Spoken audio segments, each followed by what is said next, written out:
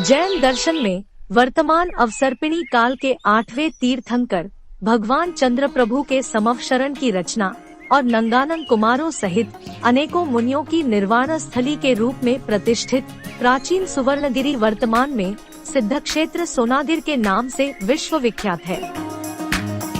तीर्थंकरों की कल्याणमयी महिमा का गुणगान करने के लिए और उनके इस कल्याणकारक अवदान को चिरस्थायी बनाने के लिए हमने उन सभी स्थानों को तीर्थ कहा।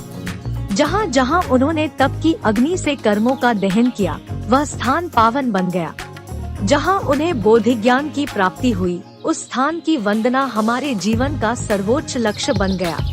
और वह स्थान भी हमारे लिए पूज्य है, जहाँ से किसी पवित्र आत्मा ने अपने कर्मों का नाश कर मोक्ष लक्ष्मी को प्राप्त किया। इस पर्वत से नंग और अनंग कुमार सहित अनेकों मुनि निर्वाण को गए।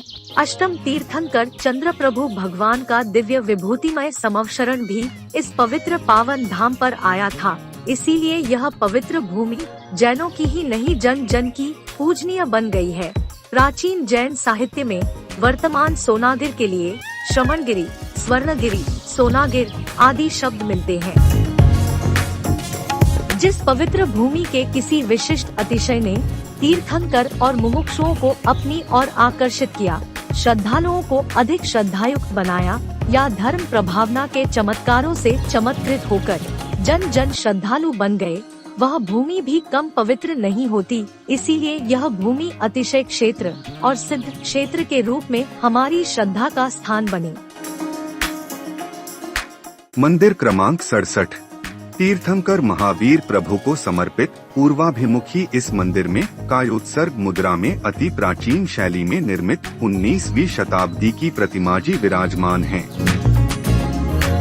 पर्वत के शिखर पर तीर्थंकर चंद्रप्रभ की 3री शताब्दी की एक विशालकाय प्रतिमा और उसके समीप स्थित नंगानंग कुमारों की छतरी पर्वत के मूल देवालय है। 3री शताब्दी के उपरांत पर्वत पर शनैः 77 मंदिरों और पर्वत की तलहटी में कुल 27 मंदिरों का निर्माण हुआ।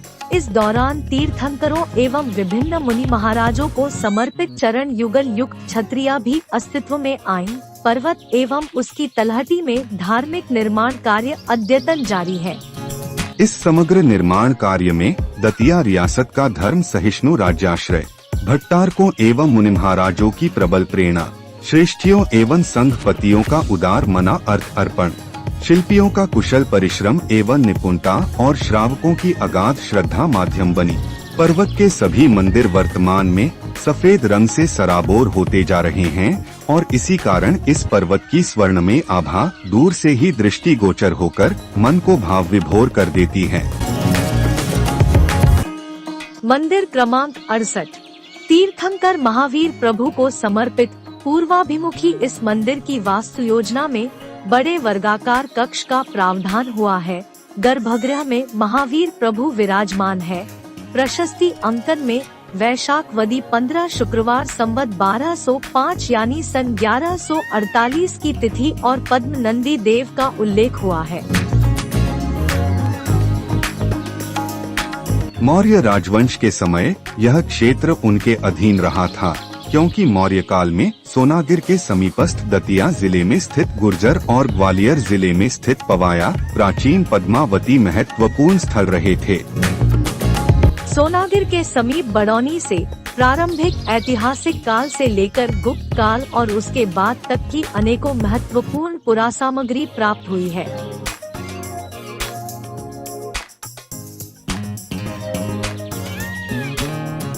मंदिर क्रमांक 69 तीर्थंकर आदिनाथ प्रभु को समर्पित पश्चिमाभिमुखी इस मंदिर में ग्रेनाइट पाषाण से निर्मित कायोत्सर्ग मुद्रा में प्रतिमा विराजमान है। यह प्रतिमा जी लेख रहित है और 19वीं शताब्दी की बताई जाती है।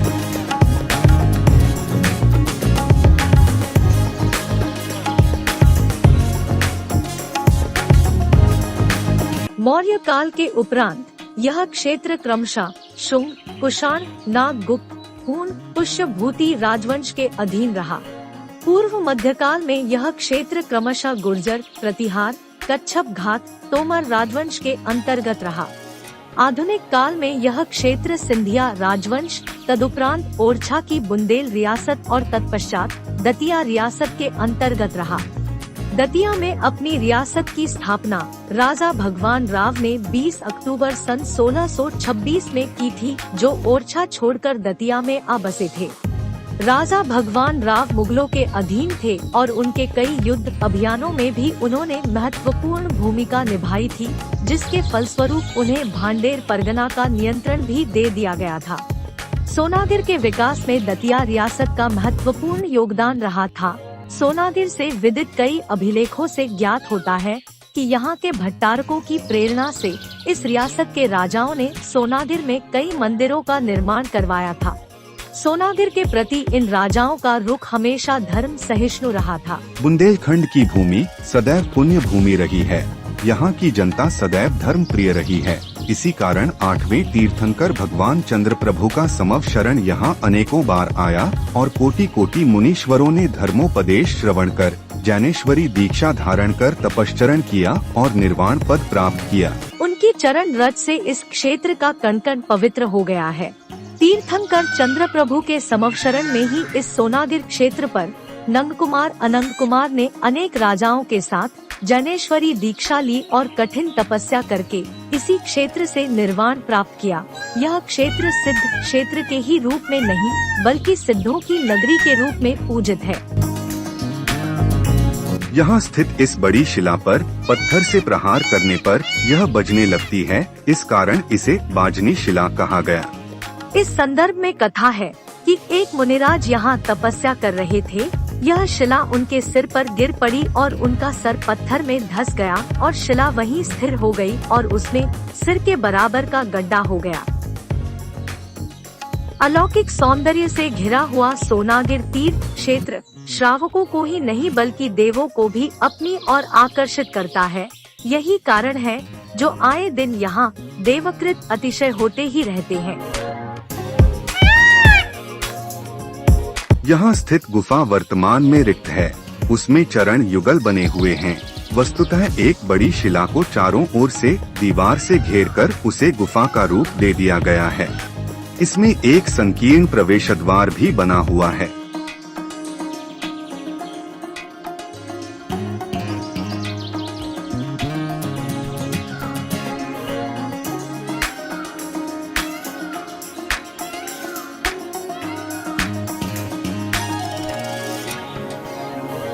आइए अब हम चलेंगे यहाँ स्थित नारियल कुंड की ओर। नारियल कुंड के संदर्भ में अनेकों कथाएं प्रचलित हैं। पर्वत की ऊंचाई पर स्थित इस कुंड में जल स्तर पूरे साल एक जैसा रहता है। कुंड के बारे में कथा है कि किसी समय उस जगह पर एक मुनिराज विराजमान थे। उनके दर्शन हेतु कुछ श्रावक उनके समक्ष आए। उनमें एक दर्शनार्थी के बालक को प्यास से आतुर देख मुनिराज ने यात्री से नारियल फोड़ने को कहा, जिसे फोड़ते ही नारियल के आकार का कुंड बन गया और उसमें जल उमड़ आया। आज भी इस कुंड से जो जल का रिसाव होता है वह जल बहकर पर्वत के नीचे जाता है और तालाब का रूप ले लेता है, जिससे पर्वत के चारों ओर सदैव हरियाली बनी रहती है। यह भी एक अतिशय ही है।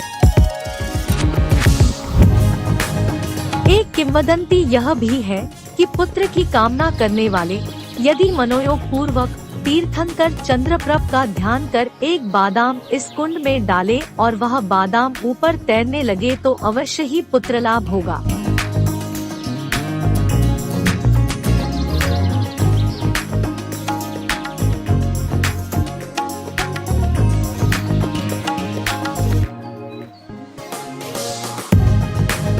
यह प्राचीन छतरी उन्हीं मुनिराज की तप स्थली है जिनसे इस कुंड की कथा जुड़ी है।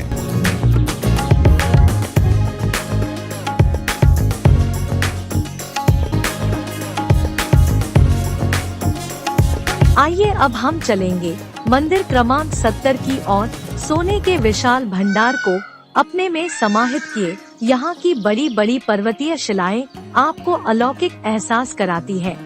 यहाँ विचरण करने वाले मोर पक्षी हमेशा चहचहाते रहते हैं।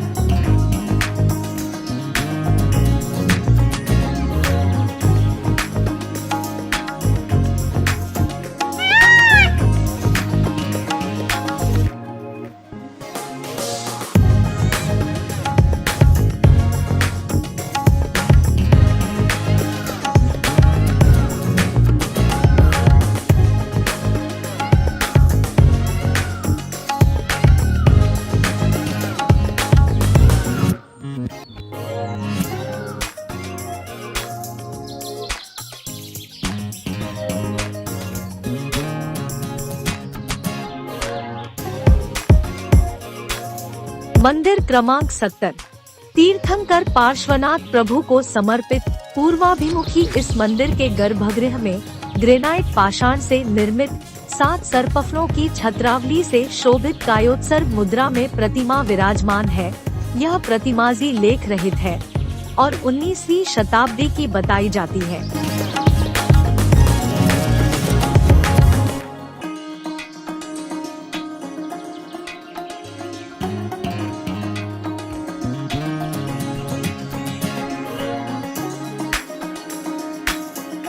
मंदिर क्रमांक 71 सर्वतोभद्रिका मंदिर दक्षिण पूर्वाभिमुखी इस मंदिर में एक अष्टकोणीय कक्ष का प्रावधान हुआ है। मध्य भाग में वेदी पर तीर्थंकर आदिनाथ, कुंथुनाथ, अनंतनाथ और वासुपूज्य की एक सर्वतोभद्रिका प्रतिमा विराजमान है। यह प्रतिमा लेख रहित है और 18वीं शताब्दी की बताई है।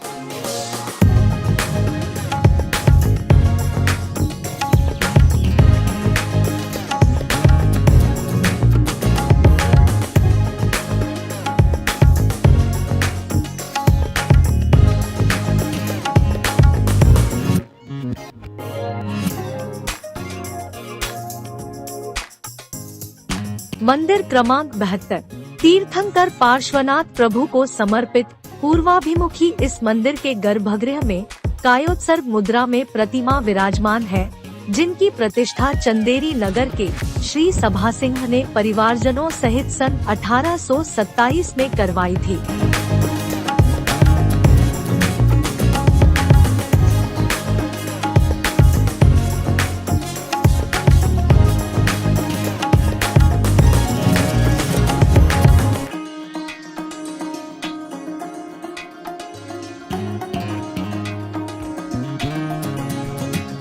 मंदिर क्रमांक 73 तीर्थंकर नेमिनाथ प्रभु को समर्पित दक्षिण पूर्वाभिमुखी इस मंदिर के गर्भगृह में कायोत्सर्ग मुद्रा में प्रतिमा विराजमान है। यह प्रतिमा लेख रहित है और कालक्रम की दृष्टि से 19वीं शताब्दी की बताई है।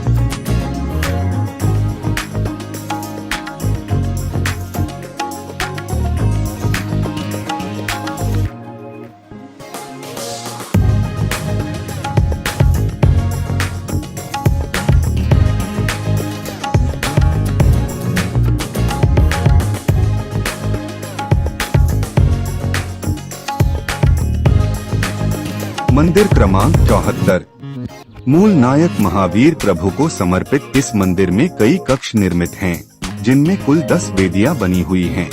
इस मंदिर की आधारशिला 12वीं शताब्दी की बताई जाती है और सोनागिर पर्वत पर विद्यमान हर मंदिर का अब तक कई बार जीर्णोद्धार हो चुका है। इस वेदी पर तीर्थंकर महावीर प्रभु की पद्मासन प्रतिमा जी विराजमान है, जिनकी प्रतिष्ठा भट्टारक श्री देवेंद्र भूषण के निर्देशन में खंडेलवाल, जायसवाल और बहरिया तीनों उपजातियों ने मिलकर सन 1781 में करवाई थी। इस वेदी पर तीर्थंकर महावीर प्रभु की कायोत्सर्ग प्रतिमा जी विराजमान हैं, जिनकी प्रतिष्ठा 12वीं शताब्दी की बताई जाती है।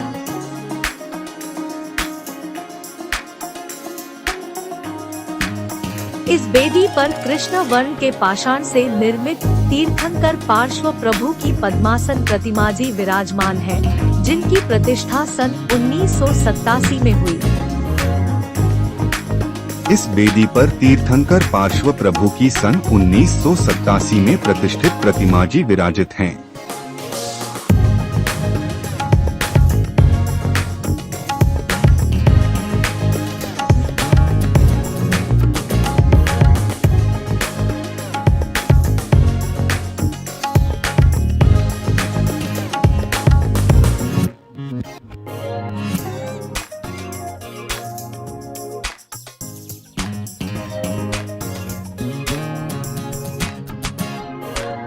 संगमरमर से निर्मित इन प्रतिमाजी में तीर्थंकर पार्श्वनाथ प्रभु को 11 सर्पफलों की छत्रावली से शोभित पद्मासन मुद्रा में दिखाया गया है। प्रतिष्ठा सन 1781 में हुई थी।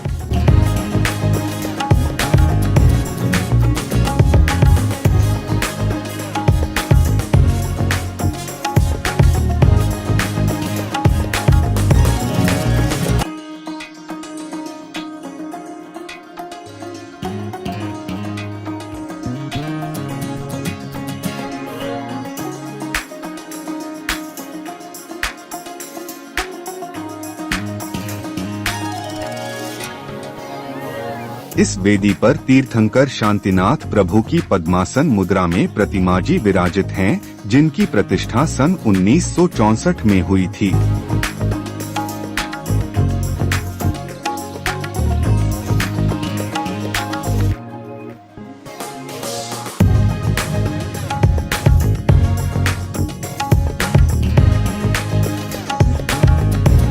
मंदिर क्रमांक 74 से आगे चलने पर एक बड़ा तोरणवार मिलता है, जिसके अंतर्गत क्षेत्रपाल जी की सिंदूर से रंगी हुई एक बृहदाकार प्रतिमा बनी हुई है। मंदिर क्रमांक 75 तीर्थंकर चंद्र प्रभु को समर्पित इस प्राचीन मंदिर में प्रतिमा जी की स्थापना मूल संघ के साधु घोघ की पत्नी पल्ही ने सन 1293 में करवाई थी।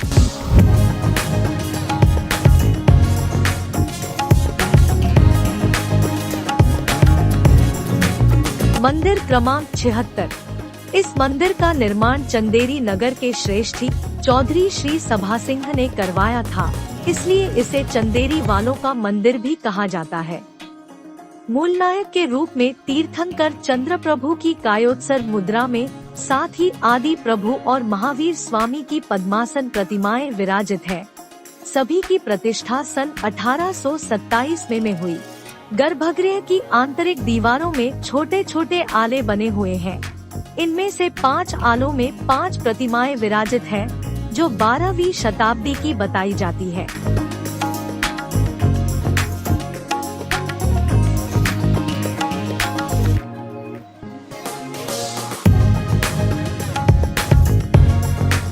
मंदिर क्रमांक 77 तीर्थंकर महावीर प्रभु को समर्पित इस मंदिर में 9वीं शताब्दी की सिंहासन सहित अति प्राचीन प्रतिमा जी विराजमान हैं।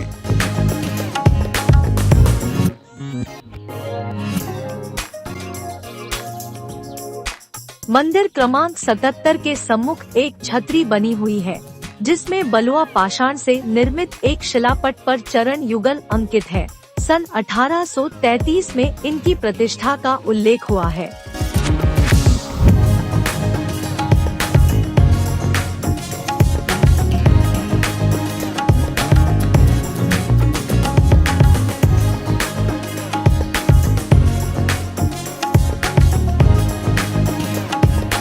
पूर्वोक्त छतरी के समीप एक चबूतरे पर संगमरमर पाषाण से निर्मित 3 छतरियां एक क्रम में बनी हुई है। इनमें एक गुंबदाकार छतरी आचार्य श्री विमलसागर जी महाराज की है। दूसरी छतरी सुमतिसागर जी के परम शिष्य समाधि सम्राट श्री 108 मुनि विद्यासागर जी महाराज की है। तीसरी छतरी में आचार्य शांतिसागर छाणी की चरण पादुका स्थापित है।